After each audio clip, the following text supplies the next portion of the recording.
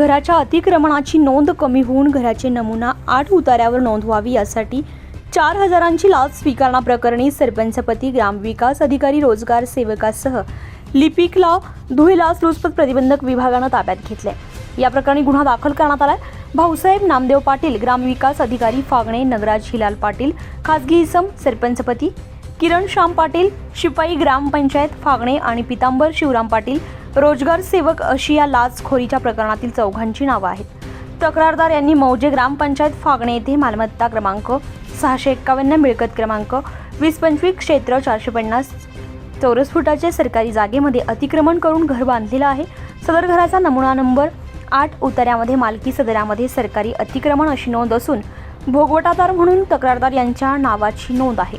त्यांनी शासकीय जागेवर केलेलं अतिक्रमण महाराष्ट्र शासन ग्रामविकास विभागाच्या धोरणानुसार नियमाकुल करण्यात आले, परंतु त्यांच्या घराचे नमुना नंबर 8च्या उतार्यावर मालकी सदरामध्ये अद्याप सरकारी अतिक्रमण अशी नोंद समित्यांना सदर जागेवर बँकेकडून गृहकर्ज मंजूर होत नाही। त्यासाठी तक्रारदाराकडे 5,000 रुपयांच्या लाचेची मागणी करण्यात आली होती। त्यामुळे तक्रारदारानं लाचलुचपत प्रतिबंधक विभाग धुळे कार्यालयामध्ये तक्रार दिली होती। 16 जुलै 2024 रोजी पंचांसमक्ष पडताळणी करण्यात आली आहे। या पडताळणी अंती सरपंचपती नगराज पाटील आणि रोजगार सेवक पितांबर पाटील या दोघांनी ग्रामविकास अधिकारी भाऊसाहेब पाटील यांना 4,000 रुपये देण्यासाठी तक्रारदारास प्रोत्साहित केलं। दिनांक 18 जुलै रोजी ग्रामविकास अधिकारी भाऊसाहेब पाटील यांनी तक्रारदारास 4,000 रुपयांच्या लाचेची मागणी केली।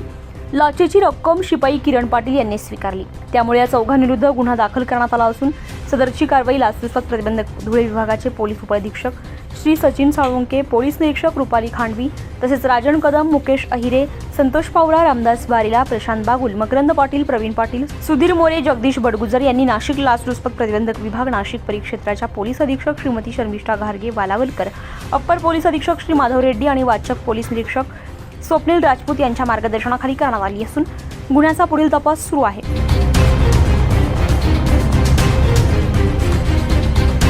24 लाईव्ह महाराष्ट्र न्यूजसाठी हेमकांत गायकवाड, धुळे, जळगाव।